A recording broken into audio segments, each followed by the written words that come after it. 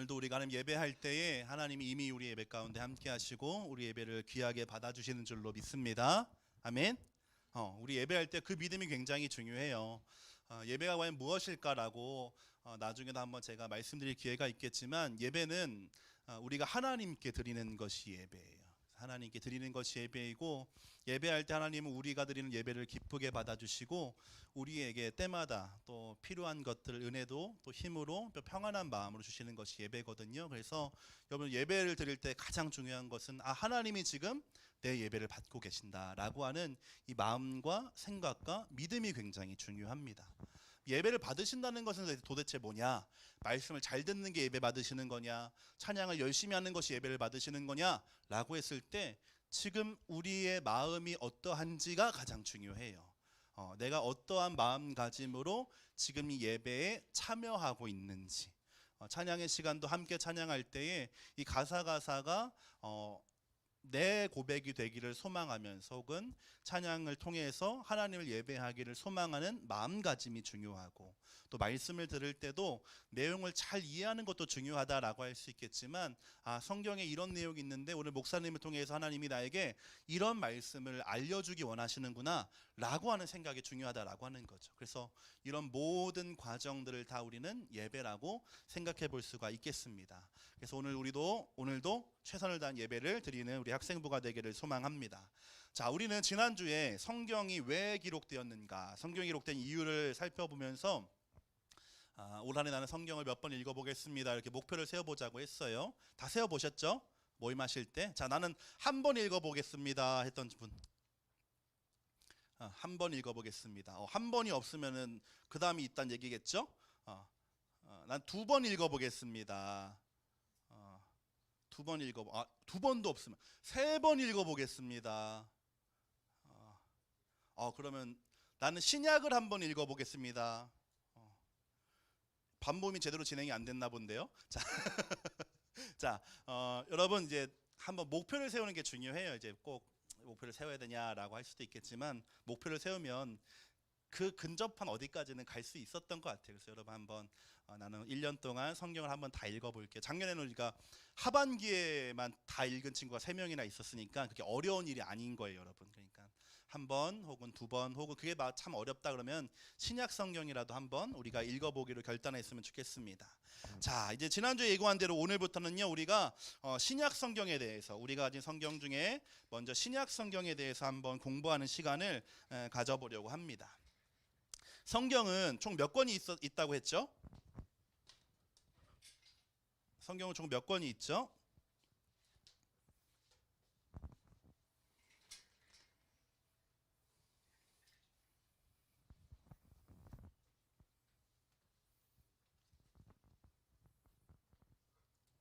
태승아, 성경이 몇 권 있죠?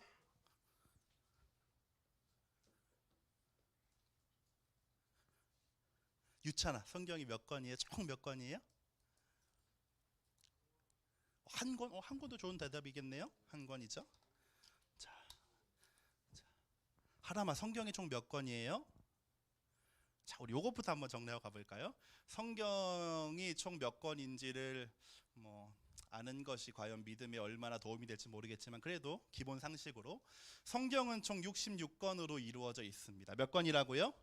66권. 근데 이 66권이 어떻게 66권이냐? 구약이 39권이고 신약이 몇 권이에요? 27권에서 총 66권이 됩니다. 그래서 외우기 시험 방법들이 전설처럼 전해지고 있죠. 39, 사람아, 39,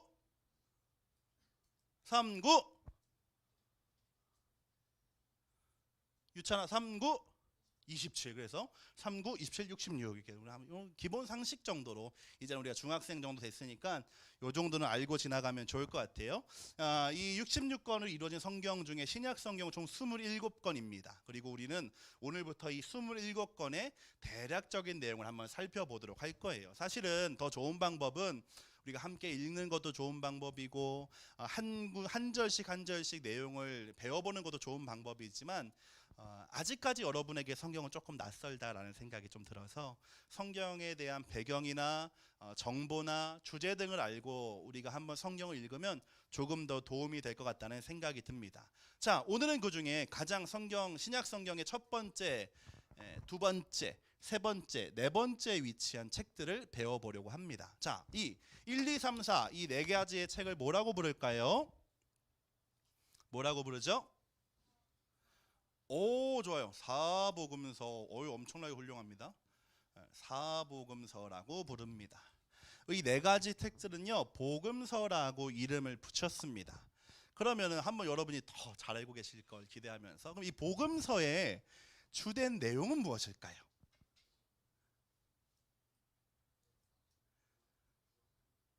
네. 자, 복음서의 내용은 어떤 게 기록되어 있을까요?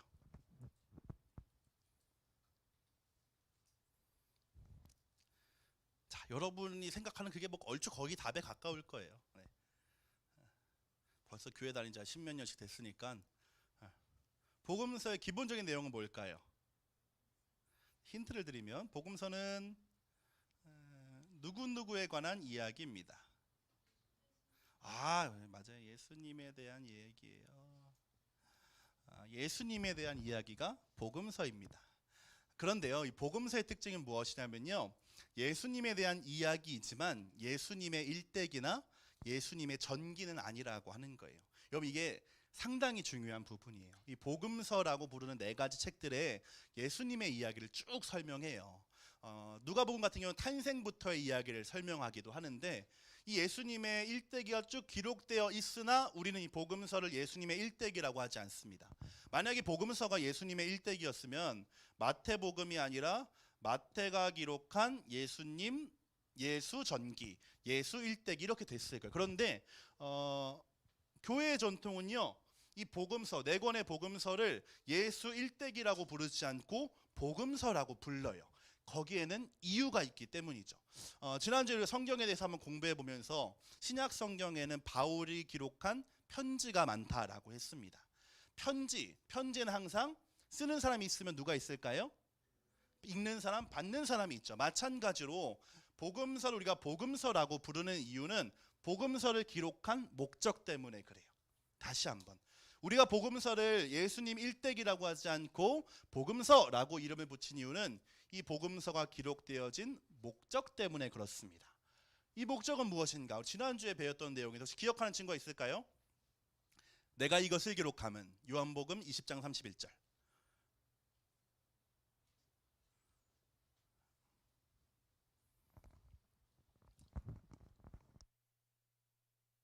오늘 제가 할 수 있을 때까지만 할 거니까. 네.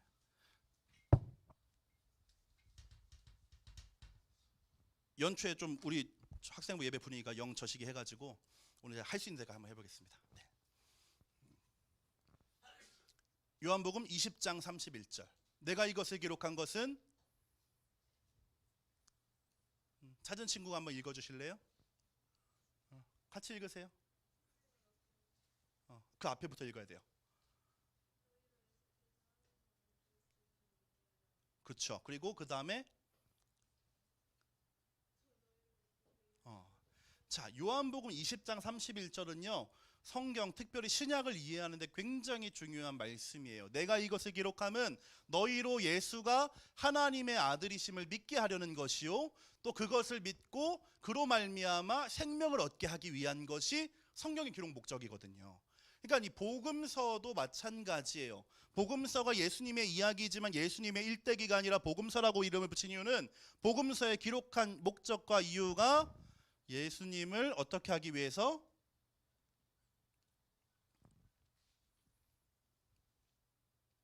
예수님을 믿게 하기 위해서. 예수님을 믿게 하기 위해 기록된 책들이기 때문에 우리는 이 네 권의 책을 복음서라고 이름 붙여 부릅니다. 그런데요, 이 복음서를 잘 살펴보게 되면요, 비슷한 내용이 나올까요, 안 나올까요? 나와요. 그러니까 어떤 여러분 성경책을 이렇게 보다 보면은 소제목이 있어요. 검정색 글씨 위에 이렇게 파란색, 빨간색으로 소제목이 붙어 있고 가로치고 뭐 이렇게 성경 구절이 적혀 있는 경우가 있거든요. 그 얘기는 이 내용이 거기도 있어요라고 하는 뜻이에요. 그러니까 복음서에는 그런 부분이 굉장히 많아요. 마태복음과 마가복음은 약 56% 정도 일치한다고 합니다.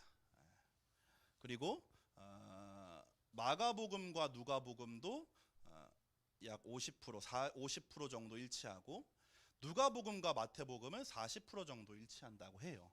그러니까 비슷한 내용들이 계속해서 기록되고 있는 거예요. 그러면 우리가 생각해 볼 때 비슷한 내용이면 잘 섞고 간추려서 종합해서 한 권으로 만드는 게 더 효율적이지 않을까라고 생각해 볼 수가 있겠죠.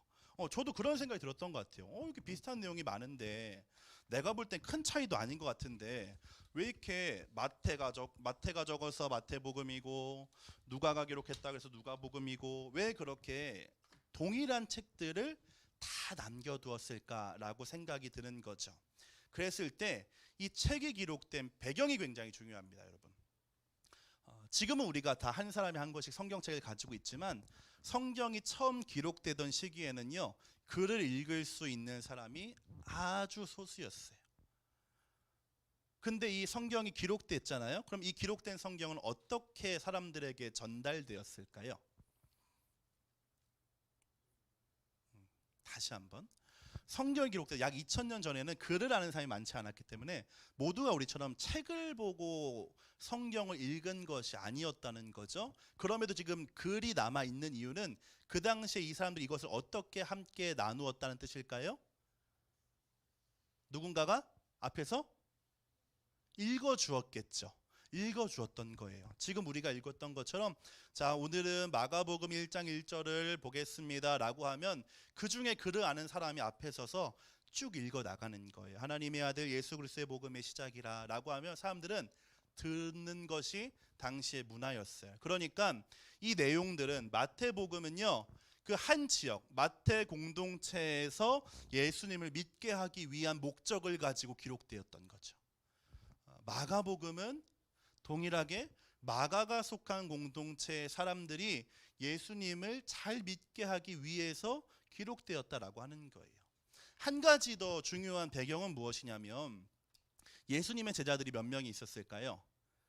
12명이 있었죠. 12명의 제자들이 예수님이 십자가에 죽으시고 부활하신 이후에 함께 모여서 교회 공동체를 시작하게 됩니다. 그런데 이 제자들이 나이가 한 살 한 살 먹다 보니까 이제 곧 돌아가시는 분들이 생기기 시작했고, 더 정확히는 이 믿음 때문에 순교당하는 분들이 생기기 시작했어요.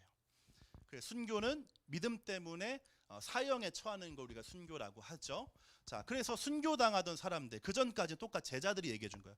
예수님이 그때 산에 올라가셔서 이렇게 말씀하셨습니다. 너희 마음이 가난한 자들아 복이 있으라.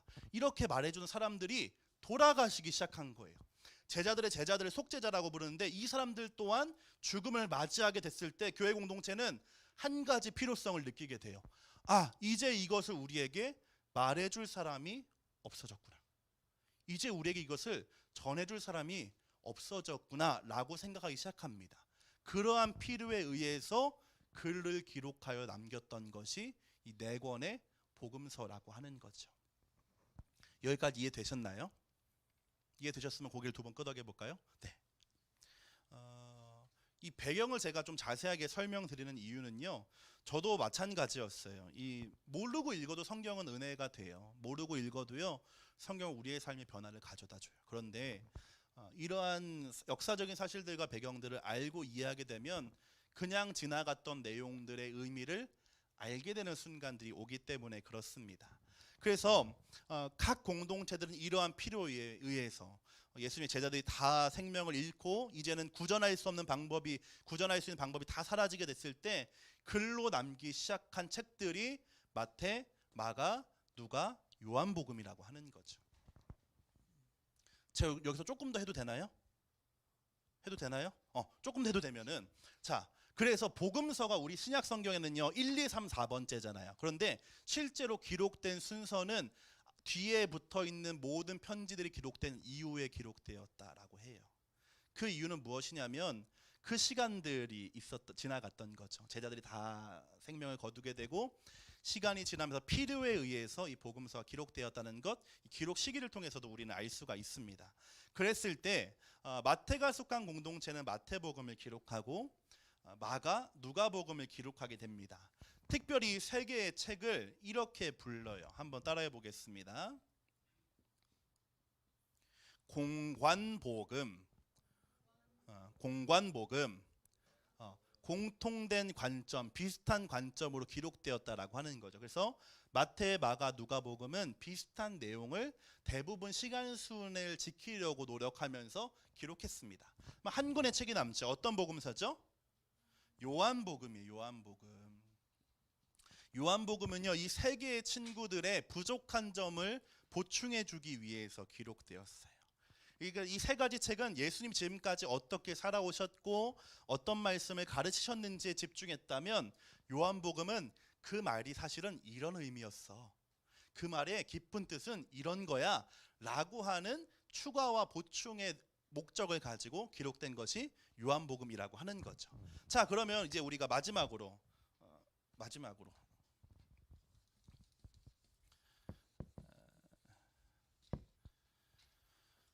살펴보면 좋을 것은, 자, 그러면 네 개의 복음서의 특징은 무엇일까라고 하는 거죠. 이 네 개의 복음서의 특징은 무엇일까?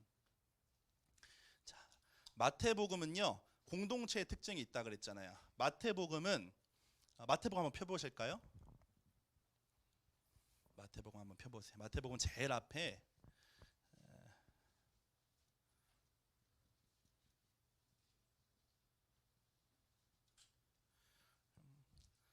뭐가 나오죠? 예수 그리스도의 계보, 족보가 나오죠. 그래서 신약 성경을 읽어보겠다고 딱 펴면은 낳고를 우리는 발견하게 됩니다. 그래서 도대체 이게 왜 성경에 들어갔는가, 이게 도대체 나와 무슨 상관이 있는가라고 하는 의문을 가지게 돼요. 그런데 이 마태복음을 읽었던 마태 공동체는요, 유대인 공동체예요. 그리고 그 계보의 마지막에 보면 이렇게 되어 있어요. 아브라함으로부터 다윗까지 14대요. 다윗부터 또 뭐 어디죠? 바벨론까지 14대요. 바벨론부터 예수 그리스도까지 14대라고 하는 14라고 하는 숫자를 굉장히 강조합니다. 그런데 아브라함부터 다윗까지는 약 1000년이고요. 다윗부터 바벨론까지는 400년이고요. 다윗부터 바벨론까지는 400년이고요. 바벨론부터 예수니까 약 600년 정도의 시간이 지나요. 그러니까 14대라고 하는 이 숫자는 공통되게 말했지만 실제로 시간이 같진 않다는 얘기예요. 그럼 왜 14라는 숫자가 중요한가라고 했을 때 유대인들이 숫자를 해석하는 방법이 있습니다. 그래서 14를요, 그 방법으로 해석하게 되면 다윗이라고 하는 단어가 나오게 돼요. 그러니까 마태 공동체는 유대인들이잖아요. 유대인들에게 가장 중요한 것은 다윗의 후손이 우리의 메시아가 될 것이라는 거였거든요. 그래서 마태복음의 1장 처음부터 그 우리가 기다리고 기다려왔던 메시아가 누구라고 말하는 거예요? 누구라고? 예수님이라고 말하는 거예요. 우리가 그토록 오랜 시간 동안 기다렸던 진정한 메시아, 그분이 누구라? 예수님이라고 말하는 것이 마태복음 1장의 족보가 알려주고 있는 의미가 되는 거죠. 그래서 마태복음은 유대인들이 주된 공동체였기 때문에 성경을 여러분 한번 이걸 알고 읽어보세요. 구약 성경을 자주 인용해요. 어디의 말씀에, 하나님의 말씀에라고 하는 구약 성경이 많이 인용돼요. 그게 이 마태복음의 특징입니다. 마가복음은요, 가장 먼저 기록된 복음서입니다. 그래서 분량이 가장 적기도 하고, 그러나 마가복음의 특징은 무엇이냐면요, 로마에 있는 기독교인들을 위해서 쓰였다라고 하는 것이 마가복음의 특징이에요. 로마에 있는 기독교인들은 당시 어떤 상황이었냐라고 했을 때 예수 믿는 것 때문에 고통당하던 시기였어요. 오늘 인사하던 사람이 내일 사라지는 것이 이 로마의 상황이었거든요. 그래서 마가복음을 기록한 이 마가는요, 사람들로 하여금 이것을 말해주고 싶었던 거예요. 예수님이 고난 받으셨기 때문에 우리의 고난 받는 것도 의미가 있다라고 말해주고 있어요. 그래서 좀 어려운 내용일 수 있지만 마가복음은 예수님을 고난받는 종으로 묘사한다라고 이렇게 신학적으로 얘기하기도 합니다.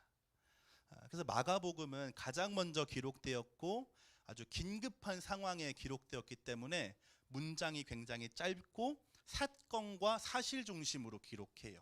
기타 등등의 설명이 많지 않다는 거예요. 그것이 마가복음, 특별히 고난받고 있었던 로마의 기독교인들을 위해 기록된 마가복음의 특징입니다.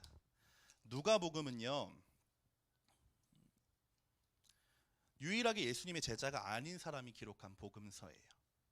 근데 누가는 어떻게 이 복음서를 기록할 수 있었을까라고 했을 때 두 가지 정도의 이유가 있습니다. 첫 번째, 누가가 베드로의 제자였어요.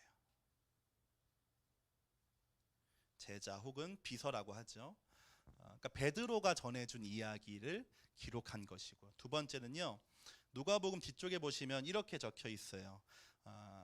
누가가 열심히 인터뷰를 하러 다녔다라고 하고 기록했죠. 내가 이 일에 대해서 말한 사람들을 또 기록한 사람들을 다 찾아보니 나도 이제 이 글을 써야 되겠다라고 하는 생각이 들었다라고 하는 것이 누가복음의 중요한 구절이거든요. 그러니까 인터뷰를 한 거예요. 그러니까 자신은 실제 예수님을 만난 적은 없지만 베드로를 통해 들었고 또 그러한 사람들에게 들었던 내용들을 종합한 것이 누가복음의 기본적인 틀이라고 하는 거죠.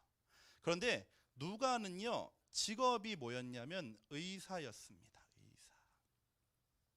의사가 직업이었어요. 그래서 누가복음에는 예수님이 병을 고치신 이야기가 다른 복음서들보다 많이 기록되어 있고, 누가복음의 또 다른 특징 중에 하나는요, 기도와 성령이 강조되었다라고 하는 거예요.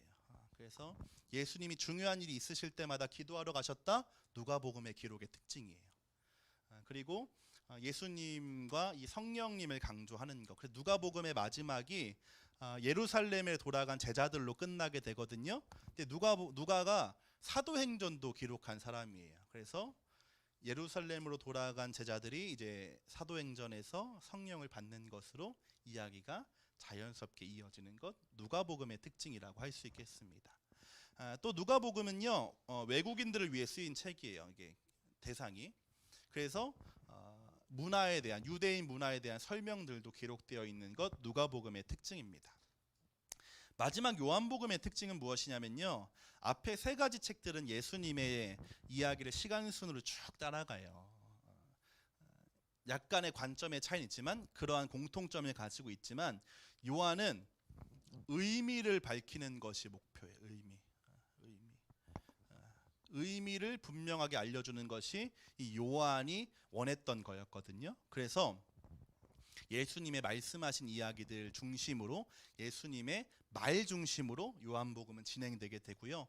그 중에 아주 독특한 표현, 예수님이 자신을 나는 땡땡이다 라고 말씀하시는 이야기들이 나옵니다. 들어본 적 있나요? 예수님이 나를 땡땡이다 라고 말한 적, 준서요? 예수님은 자신을 뭐라고 설명하셨을까요? 한번 기억나는 거 한번. 나는 길이요 진리요 생명이다. 나는 양의 문이다. 나는 선한 목자다. 나는 세상의 빛이다와 같이 예수님이 자기 자신을 소개하는 것이 7가지가 나와요.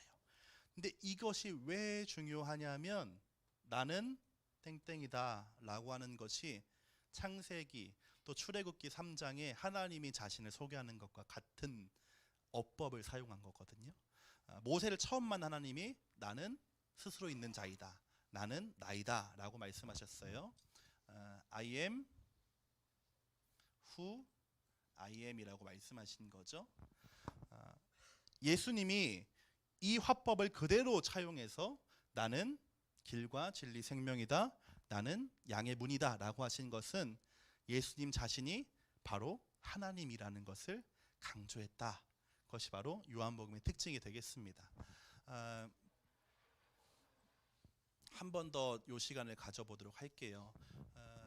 여러분, 성경을 이렇게 공부하는 게 좀 어색할 수도 있어요. 그리고 어려울 수도 있는데 이것이 여러분의 유익이 될 것으로 저는 기대하고요. 그리고 이 시간을 통해서 여러분이 성경을 읽을 때 그냥 무슨 말인지도 모르겠는 글들을 읽어 나가는 것이 아니라 이러한 이야기들을 전해주기 위해서 기록된 성경이구나라고 기억할 수 있으면 좋겠습니다. 그래서 더 나아가서 이제 성경을 읽기로 결심하고 읽어 나가실 여러분들에게 이 시간들이 도움이 되었으면 좋겠고, 또 여러분이 이 시간들을 조금은 더 적극적으로 참여해 주셨으면 좋겠어요.